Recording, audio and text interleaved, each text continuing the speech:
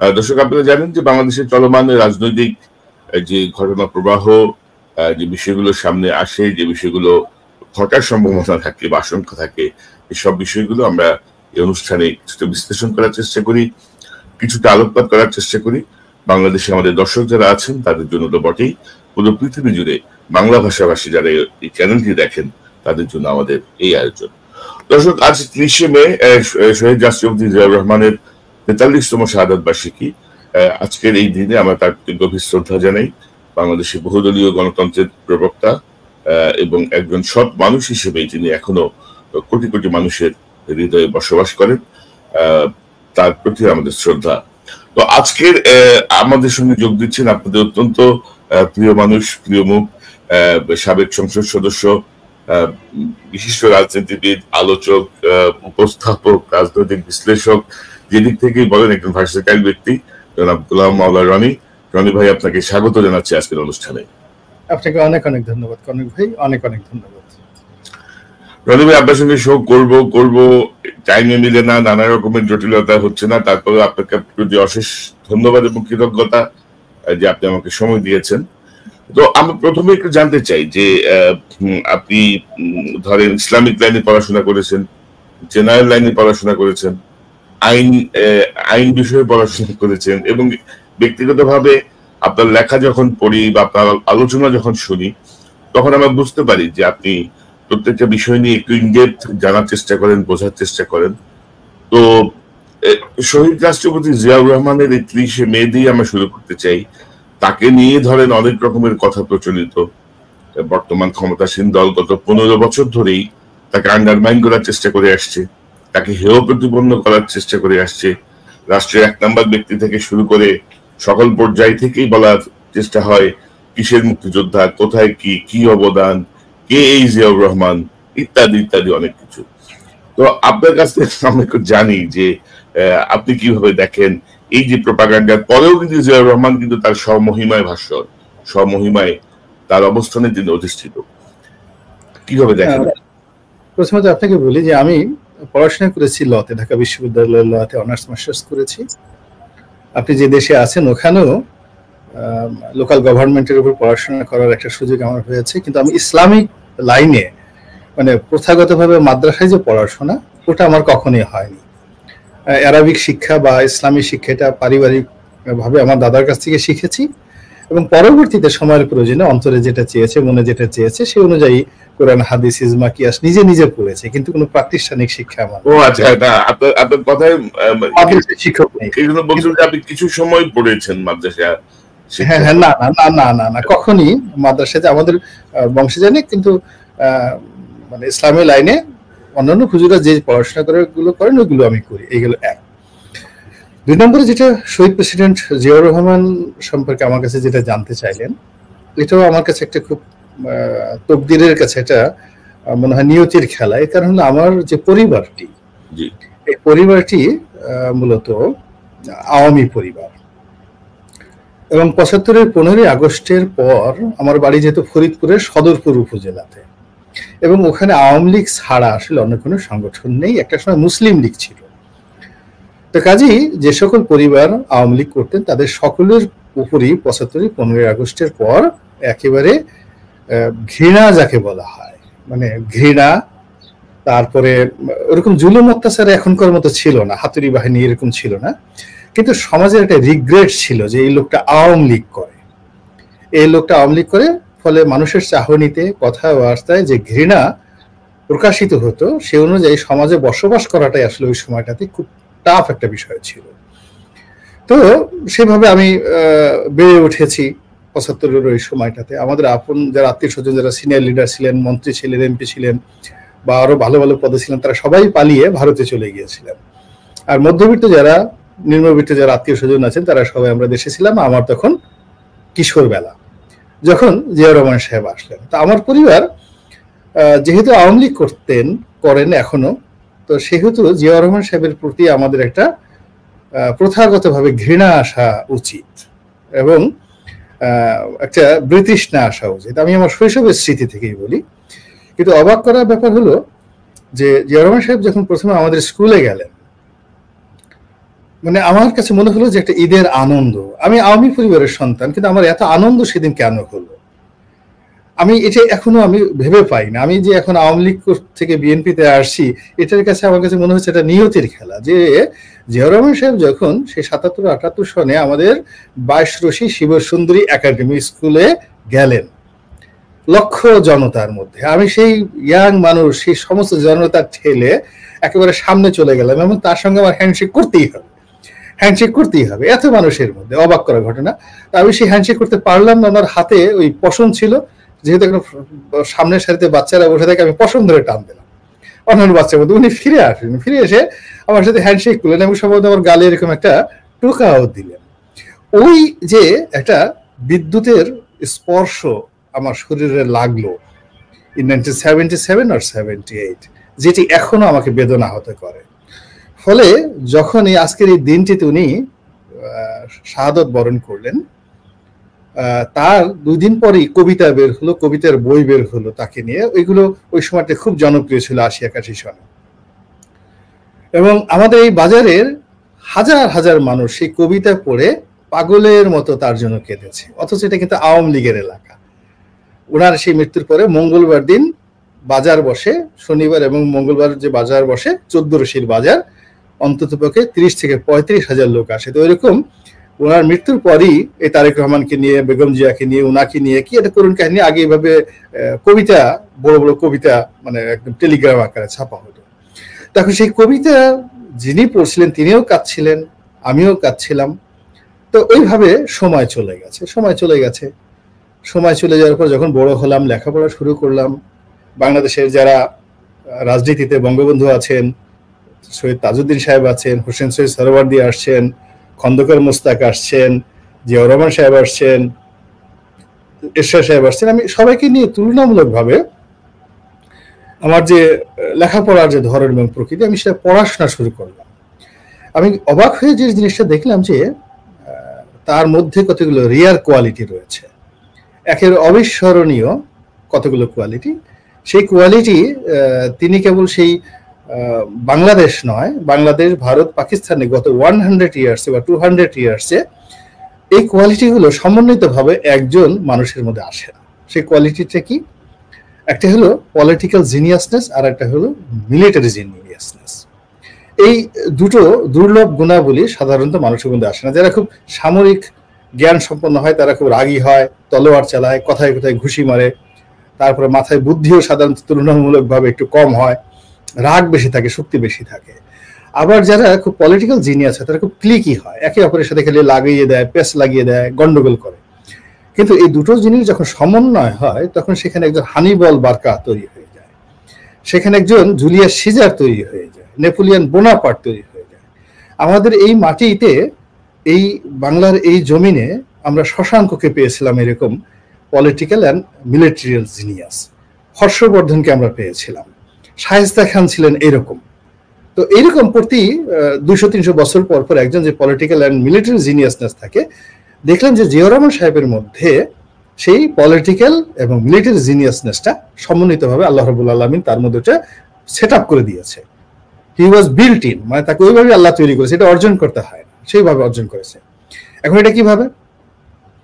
৭৫-এর 15 August থেকে 7ই November পর্যন্ত পুরো নভেম্বর মাসটা বাংলাদেশের ইতিহাসে একেবারে মাঝখান্নায় মিলিটারি অ্যাডমিনিস্ট্রেশন এবং সিভিল অ্যাডমিনিস্ট্রেশনে যে বিশৃঙ্খলাটা তৈরি হয়েছিল, কু পাল্টা কু, খুনাখুনি, মারামারি, কাটাকাটি, ওই সময়টাতে যারা ছিলেন মানে সম্পৃক্ত, কেবলমাত্র তারাই বলতে পারবেন যে কতটা আতঙ্কগ্রস্ত। কোনো মানুষ ঘর থেকে বেরোতো না, সে সচিব হোক, সে মেজর জেনারেল হোক, কিংবা সে বড় ব্যবসায়ী হোক। ৭৫-এর 15 আগস্ট থেকে শুরু করে একেবারে পুরো নভেম্বর মাসটা, এই যে সেনাবাহিনীকে শৃঙ্খলাবদ্ধ করা এবং পুরো দেশের প্রশাসনে একটা শৃঙ্খলা ফিরিয়ে আনার জন্য যে জিনিয়াসটা জিয়াউর রহমান সাহেবের মধ্যে ছিল এবং যেটা তিনি করেছেন, এটা সাধারণত দেখা যায় না। ফলে কি হলো দেখেন, অনেক দিন চলে গেছে, অনেক দুর্নাম হচ্ছে, অনেক বদনাম হচ্ছে, কিন্তু বাংলাদেশ সেনাবাহিনীর মধ্যে যে হৃদয় আছে প্রত্যেকটা মানুষের মধ্যে, বুকের মধ্যে যে যদি কোনো যন্ত্র থাকে, মস্তিষ্কের মধ্যে যদি যন্ত্র থাকে, ওখানে অ্যাজ এ ডায়মন্ড পিস হিসাবে জিয়াউর রহমানের অবস্থান আছে ইন দ্য মিলিটারি সার্ভিস। আপনি যত গালাগালি করেন না কেন, যত নেতিবাচক কথা বলেন না কেন, এই হলো একটা বিষয়। পলিটিক্যাল জিনিয়াসটা কি, তিনি তো কখনো প্রথাগত রাজনীতি করেননি, ছাত্রলীগ করেননি, মুসলিম লীগ করেননি, কোনো কিছু করেন, সরাসরি সামরিক বাহিনীতে চলে গেছেন এবং he was one of the brilliant in the Pakistan army. মানে তিনি যখন সেকেন্ড লেফটেন্যান্ট ছিলেন তখন থেকেই মানে পুরো পাকিস্তান আর্মিতে তাকে অনেকে চিনতেন, আর বিশেষ করে বাঙালি সম্প্রদায়ের মধ্যে তাকে সবাই চিনতেন। তার আর্ট এবং অ্যাটিটিউড, তিনি যে ভবিষ্যতে একজন মহানায়ক হবেন, একজন রাষ্ট্রপতি হবেন, যেদিন তিনি সেকেন্ড লেফটেন্যান্ট হিসেবে ঢুকেছেন ওই দিনই তার মধ্যে সেই জিনিসটা ফুটে উঠেছিল। এবং তার সঙ্গে আমার কাকা ছিলেন মেজর জেনারেল ফজলুর রহমান মামুন, ওই সেম মানে আমার দাদির ভাই ছিলেন পাকিস্তানের আইজি, তার মেজর ছেলে ফজলুর রহমান মামুন জিয়াউর রহমান সাহেবের কোর্সমেট ছিলেন। তারা একই সঙ্গে, মামুন সাহেব এখন আমেরিকাতে আছেন, জীবিত আছেন এখন, জিয়াউর রহমান একেবারে কোর্সমেট। ফলে অনেক বিষয়গুলো আমরা পারিবারিকভাবে, তার শৈশব, তার যৌবন, তার অনেক কিছু আমরা যেগুলো জানতে পারি। তো যাই হোক, এখন সে এই যে তার যে পলিটিক্যাল জিনিয়াসনেস, সেই পলিটিক্যাল জিনিয়াসনেসটা আসছে আমরা বুঝতে পারি এই কারণে যে সে সত্যিকার অর্থে তার সময়কালের যারা ভালো মানুষ ছিলেন পলিটিক্সে, যে কোনো কারণে নিগৃহীত হয়েছেন, অপমানিত হয়েছেন বা মূলধারার রাজনীতি থেকে সরে গিয়েছিলেন, তিনি তাদের সবাইকে রাজনীতিতে এনে একটা সুন্দর রাজনৈতিক পরিবেশ তৈরি করেছিলেন। দিস ইজ এই যে একটা পলিটিক্যাল জিনিয়াসনেস। সেকেন্ড থিং হলো অপোনেন্ট হিসাবে আওয়ামী লীগ। আমি জিয়াউর রহমান সাহেবকে নিয়ে যতটা গবেষণা করেছি, জিয়াউর রহমান সাহেব কিন্তু প্রথমে চেয়েছিলেন আওয়ামী লীগটাকে রিভাইভ করার জন্য, যে আওয়ামী লীগটা রিভাইভ হোক এবং আওয়ামী লীগের যারা নেতৃবৃন্দ রয়েছে তারাই রাষ্ট্র চালাক, সেনাবাহিনী ব্যারাকে চলে যায়। কিন্তু আওয়ামী লীগের মধ্যে দেখুন 3 থেকে 4টা গ্রুপ শত চেষ্টা করে কিন্তু তাদেরকে, একদিকে আব্দুল মালিক উকিল চলে যান, আর একদিকে মিজানুর রহমান চৌধুরী চলে যান, তো রাজ্জাক সাহেব একদিকে যান, তো কামাল সাহেব অন্যদিকে যান, মানে এটা মিলানো যাচ্ছিল না কোনো অবস্থাতেই। তো এরপরে আসলে তিনি স্বতন্ত্র একটা রাজনৈতিক দল নিজে পলিটিক্স করা। রনিল ভাই, বাকশালের মাধ্যমে যে আওয়ামী লীগের সমাপ্তি ঘটেছিল, সেই জিয়াউর রহমানের হাতেই তো আওয়ামী লীগ নতুন করে আবার লাইসেন্স পেয়ে রাজনীতি শুরু করলো। না, ওটা আমি ওই বিতর্কে না গিয়ে শুধুমাত্র ফার্স্ট থিং হলো যে তিনি অনায়াসে 10 বছর সামরিক শাসক হিসাবে চালাতে পারতেন। এই কারণ হলো ওই মুহূর্তে সারা পৃথিবীতে মিলিটারি শাসনটা খুব জনপ্রিয় ছিল, জিয়াউর রহমান সাহেব যেখানে ছিলেন। এবং তিনি যখন ক্ষমতায় এসছেন, ভারত মেনে নিয়েছে, আমেরিকা মেনে নিয়েছে, চীন মেনে নিয়েছে, এবং তারা সবাই তাকে প্রমোট করছিল সব দিক থেকে। ফলে তার তো আসলে গণতান্ত্রিক হওয়া দরকার ছিল না, আওয়ামী লীগকে, অন্যান্য রাজনৈতিক দলকে সুযোগ দেওয়ারই দরকার ছিল না। এর কারণে তখন সারা দুনিয়াতে এই গণতান্ত্রিক কালচারের পরিবর্তে ওদিকে গাদ্দাফি, ওদিকে সাদ্দাম, মানে পাকিস্তানে একই অবস্থা, সব দিকে শুধু সামরিক শাসন, সামরিক শাসন। তো সেখানে তার তো ডাইরেক্ট মিলিটারি শাসন করতে পারতেন, তো সেটা না করে তিনি যে পলিটিক্যালি জিনিয়াস, তার প্রমাণ হলো তিনি বুঝতে পেরেছেন যে লং রানে যদি একটা মানুষকে অমর হতে হয়, যেমন আমরা এখন আইয়ুব খান অনেক বড় মিলিটারি জিনিয়াস, তাকে আমরা স্মরণ করছি না, এবং আপনি অবাক হয়ে যাবেন জেনারেল আরোরা এবং জেনারেল মানেক্সট, যিনি ভারতের ফিল্ড মার্শাল, মানে তারা একসঙ্গে পড়াশোনা করেছেন কিন্তু ইয়াহিয়া খানের সঙ্গে, এবং Yahya Khan was the first boy in the Amherst military college in UK. কিন্তু তিনি অমরত্ব পাননি, এর কারণ হলো তিনি শুধুমাত্র মিলিটারি জিনিয়াস নিয়েই বাঁচতে চেয়েছেন।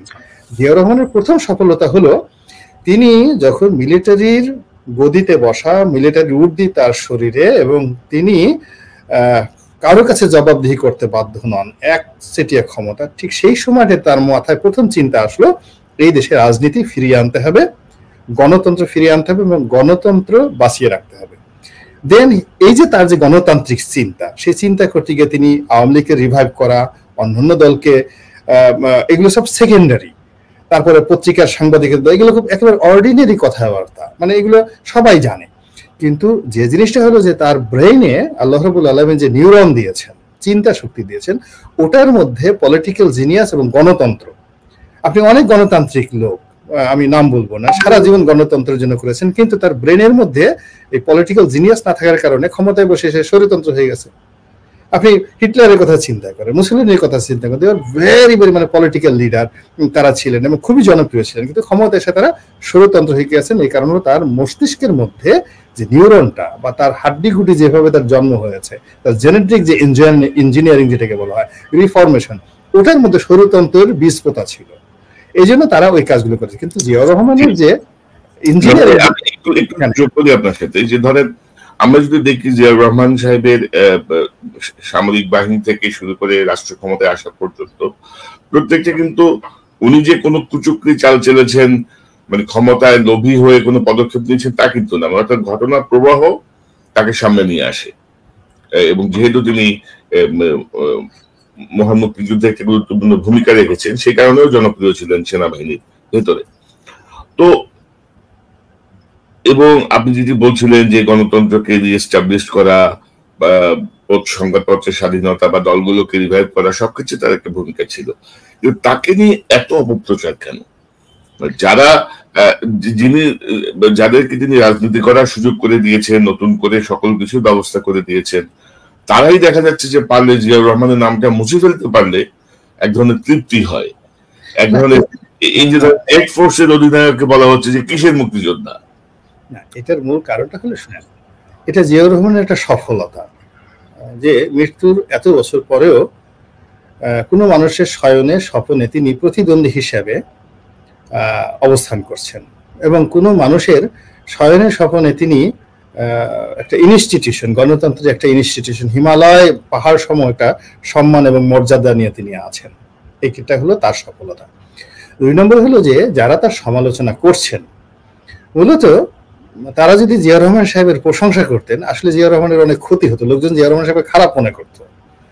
তো জিয়াউর রহমান সাহেবকে মানে যারা গালাগালি করছেন, আপনি একটা হিরো খণ্ডকে যখন কাটে, ওই যে হীরা কাটার যে যন্ত্র, তো এখন যারা মানে গালাগালি করছেন, সমালোচনা করছেন, তারা ওই ধরনের একটা যন্ত্র হিসেবে আপনি তাদেরকে ধরতে পারেন। তাতে বিভিন্ন কৌণিক দূরত্বে জিয়াউর রহমানের যে গ্লিমস, এটা প্রকাশিত হয়ে যাচ্ছে। ধরেন আজকে আপনি কনক স্যারেরা, আপনার জানা মতে আপনি কোনোদিন ছাত্রদল করছেন বা কোনো রাজনীতি করছেন, আই ডোন্ট নো, আমি আপনাকে দেখিনি এই বিশ্ববিদ্যালয়ে কোনো জায়গাতে।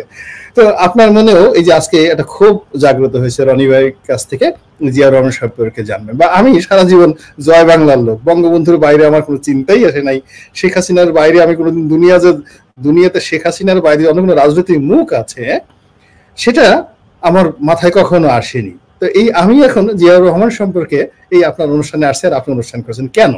এর কারণ হলো এই আঘাত করতে করতে করতে করতে বিভিন্ন মানুষের মনে এত প্রশ্নের জবাব দিয়েছে, এখন মানুষ এই প্রশ্নগুলো খুঁজতে গিয়ে এই জিয়াউর রহমান সাহেবের রুচি কি, তার বংশ কি, তার বাবা কি, তার মা কি, এই ধরনের বংশের লোক হলে কি করে, চোর ডাকাতের বংশ হলে কি করে, রক্ত কোনো জায়গায় খারাপ কিনা, শিক্ষাতে কোনো ত্রুটি আছে কিনা, তো এই জিনিসগুলো মানুষ খুঁজতে যায়। খুঁজতে খুঁজতে গিয়ে যতই খুঁজে ততই সেখানে মহত্ব পায়, ততই সেখানে বিশালত্ব পায়। আমি মনে করি এটাই রাজনীতির একটা বিরাট যাকে বলা হয় ক্যারেক্টারিস্টিক। এবং আফটার 100 ইয়ার, যেমন এখন ধরেন কেউ সিরাজউদ্দৌলাকে নিয়ে নেতিবাচক কথা বলে না, কিন্তু মানে পুরো ইংরেজ আমল কিন্তু তাকে বলা হতো একদম ভিলেন, দ্য গ্রেটেস্ট ভিলেন।